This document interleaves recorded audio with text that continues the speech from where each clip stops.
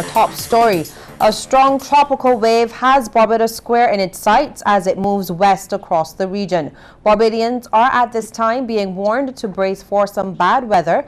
Meteorologist David Best joins us now. David, how bad is this system and what can we expect? A very good evening to you, Lisa, and a very good evening to all our viewers. Well, this is a severe weather statement that was issued by the Meteorological Department this evening. I'm going to give you all the details. Don't want to miss anything. It was issued at 4 o'clock this evening, and the Barbados Meteorological Services is monitoring the progress of a strong tropical wave, which is presently around 660 miles to the east of Barbados. Now, the system is moving to the west-northwest at about 15 to 20 miles per hour, and that is really fast. Now, it has an accompanying area of low pressure, which is centered along the axis of the tropical wave along 10 degrees north, 48 degrees west. Environmental conditions are conducive for some gradual development of the system over the next 24 to 36 hours, and a tropical depression could form as it approaches Barbados late tomorrow, Tuesday, into early Wednesday morning. Now, regardless of the development, some moderate to heavy showers, periods of rain, thunderstorms, and gusty winds are expected to spread across Barbados, as I indicated, late Tuesday into Wednesday. Now, rainfall accumulations of 4 to 8 inches are possible when the system passes. Now, as far as the seas are concerned, we are going to be looking at seas in the vicinity of 12 to 15 feet. So we're urging boat owners and so on be cognizant of the fact that we're going to be looking at high seas, and of course coastal sections of Barbados could very well be impacted. Well, now let's take a quick look at the satellite photo. This is live satellite imagery. We have Barbados and the islands of the Les Antilles, and this of course represents that strong tropical wave which is to the east of us. The axis of that tropical wave is now along 50 degrees west. The area of low pressure is in the vicinity of around 10 degrees north, and this represents 660 miles from the center of the low to Barbados. The system is moving, as I indicated, at 15 to 20 miles per hour. It has embedded some pretty strong winds as strong as 39 miles per hour. And as I indicated, there is the potential for the system to strengthen. So we're going to be keeping you fully informed overnight in case the system reaches tropical depression status. Now, as far as the seas are concerned, I did indicate that the swells are going to be between 12 and 15 feet, so that especially along the east coast, they could very well be impacted. Of course, we're going to be keeping you fully informed on the movement of this system. There's the potential for a significant amount of rain, 4 to 6 inches of rainfall. So if you're living in a flood-prone area, we're urging you to exercise maximum caution. So we'll continue to monitor this system, and we're going to be keeping you fully informed on the information tonight and well until the system passes. Lisa, I'll be back in my segment. Of course, and we look forward to hearing from you then, David. And we go live now via Skype to the Acting Director of the Department of Emergency Management, Carrie Hines. Good evening, Carrie. Hi, good evening. How is the DEM planning for this system? Well, the Department of Emergency Management would have been informed of the severe weather that will be approaching Barbados over the weekend, and we would have informed the various members and agencies within the National Emergency Management System, as well as our volunteers on the ground. We are asking everyone to monitor the system, including the public at large, as it does have that potential to affect Barbados late into Tuesday, early Wednesday morning. As usual, we would ensure that all our we are ready for any eventuality. And as such, we would have had a number of discussions with our various stakeholder agencies today, just to ensure that everyone is on the same page and we are in a state of readiness, ready to respond if needs be. No, you said that you would have met with the stakeholders. Anything to reveal at this point in terms of preparing for tomorrow night? Just to clarify, we would have informed the stakeholders. Tomorrow morning, we will have our briefings, and based on any updates that we have overnight. Of course, the Met Office is always involved in those briefings, as well as the various agencies who are responsible for various emergency management functions. So the briefing will be tomorrow, but of course, we would have informed persons today, inform the respective agencies today to be on standby and ensure that they are monitoring the progress of the system. Okay, thank you very much, Ms. Hines. That's Carrie Hines, the Acting Director of the Department of Emergency Management. Well, a retired Court of Appeal judge has dismissed the notion that the judicial system favors women over men as it relates to the custody of children. Justice Sherman Moore says the welfare of children is the court's primary concern. He made the point while addressing the Men's Educational Support Association's family luncheon and awards ceremony at Sunbury Plantation House in St. Philip. Kent Jerson tells us more. Speaking to an audience of men and women at the MISA function, Justice Moore says while some people believe the courts favor females over males in custody battles, that is not the case. According to him, the welfare of the child is what matters most. The welfare of the child is of paramount importance. Before the court makes any decision affecting the custody, care, and control of a minor child, it must order and consider reports from the Child Care Board and/or the Family Services Division of the Welfare Department, psychologists, and where deemed necessary, psychiatrists, and other medical reports concerning the physical health of the child, in addition to the written affidavits and oral examination of parents and other relevant parties.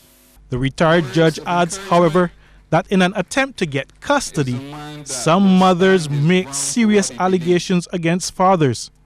Such allegations demoralize the innocent father, making him a pariah among those who hear of the allegations, destroys his relationship with his children. Some families are left completely broken, others dysfunctional, which make family reconciliation unlikely, if not impossible.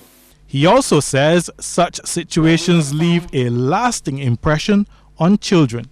Children socialized in those circumstances are scarred for life. They conduct themselves in keeping with the example set by their parents. We have a duty to reverse that situation by ensuring that our children are trained in the way they should grow. Justice Moore believes in due course, men will again take their place alongside women in the family unit, making MISA's vision of stronger families and a stronger nation a reality. The luncheon was also used as an opportunity to award several people for their contributions to the country. Kent Jerson, CBC News. And stay with us. We'll have more news right after the break.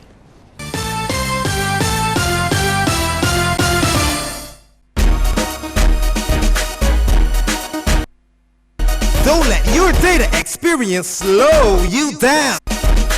Step up to Digicel, Barbados' fastest 4G network, more than twice as fast as the slow network. Get more with Digicel.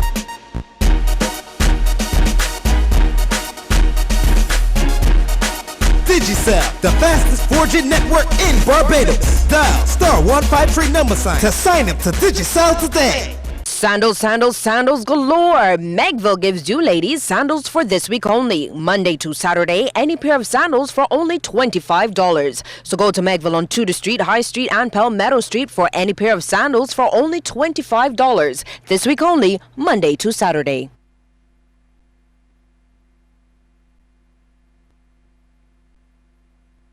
Winning a fabulous Miami shopping spree is in the cards.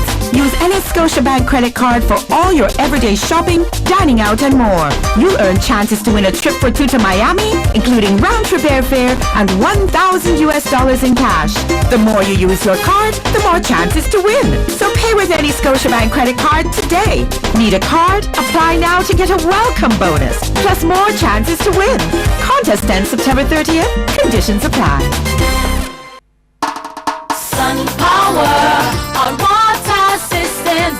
I had some problems with my solar water heater. The collectors was leaking. I called the original agency and said, well, they can't do anything about it because the system is bad and they will have to install a new system. I didn't hear back from them.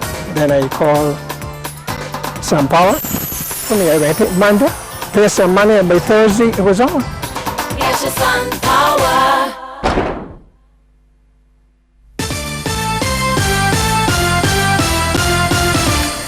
As the October 1st timeline identified for the transition of the Customs Department into the Barbados Revenue Authority nears, the National Union of Public Workers is again saying that date is not practical. The NUPW is reiterating that it wants outstanding matters addressed so workers can feel comfortable in making a decision when issued option forms. Acting Assistant General Secretary Wayne Waldron made this clear after meeting with several customs workers this morning. We would have asked that all vacancies be filled within the Customs Excise Department. We are also insisting that those 100 clerical officers who have been executing customs excise duties over the years be appropriately recognized and be upgraded. So we will be seeking to have positions created for those clerical officers so that they are appropriately placed as customs officers 3. We are also looking at the issue of qualifications within the spectrum of all officers to be able to look at where the qualifications need to be represented so that we can send a comprehensive recommendation to the Ministry of Civil Service. And Mr. Waldron is advising customs workers not to sign option forms and those who may have already done so to keep a hold on them. Well, the credit union movement has made an indelible mark on the island's economy and society, and it can do even more as its assets and influence continue to grow. The suggestion from Finance and Economic Affairs Minister Chris Sinclair. He was delivering the feature address at the 50th anniversary dinner and awards ceremony of the BET Cooperative Credit Union Limited at the Hilton Barbados Resort. Kent Jerson has the details. Speaking to BET Cooperative Credit Union's staff, members and other invited guests, Finance Minister Chris Sinclair talked about the admirable achievements of the wider credit union movement. In this regard, he cited commendable growth and prudent management of the various credit unions and even their role as employers. I am advised that more than 412 individuals work directly with credit unions, and all indications are that this number will increase in the short term, providing gainful employment, not just gainful employment, but quality employment. While acknowledging all this, Minister Sinclair suggested that as the movement grows, it must be repositioned to contribute at an even higher level. If the movement is to continue to grow in such ways, then it must, as a matter of urgency, look towards transformative interventions that will allow it not only to grow its membership base and its asset base, but also to grow its contribution and influence within the context of the Barbadian economy and society. Speaking before the minister, President of the BET Cooperative Credit Union, Michael Allen, said credit unions should have a greater opportunity to help shape public policy. He believes this should be afforded given the movement's sizable membership of 171,000 people and considerable asset base of $1.8 billion. I'm therefore saying that the credit union movement needs to be fully representative at the level of the social partnership. It should not be subsumed into any grouping, but should have its own place at the head table. During the ceremony, several of the credit union's officials, staff, and members were awarded for their long-standing and dedicated service. Kent Jerson, CBC News. Well, Dr. Sonia Brown is the Barbados Labour Party's new nominee for St. Philip North. She became the first woman to secure the party's nomination for that constituency by winning the three-way contest against attorney David Bryan and farmer Omar Smith. The 44-year-old medical practitioner received 52 votes to Smith's 20 and Bryan's 19. Dr. Brown was nominated by former parliamentarian Rudolph Cappy Greenwich. I had to make the word politician mean someone whose aim is to improve the overall well-being of the community he or she represents. Someone who cares. Over the last 8 years, our constituency has fallen ill. Thank God not terminally so. But band-aid treatment is not the answer. Intensive care is now required. And if the body is to return to full health, a serious amputation of Mr. Michael Lashley is needed. An opposition leader, Mia Motley, said she was proud of all three nominees. And I say that when people think that the battle is hard and that the road is long, yes, it is. But you know what keeps us going? That young people like these three have decided that it is time to put their hand in the ring and to become part of the rescue mission. And still to come, look at some of the stories making headlines across our region.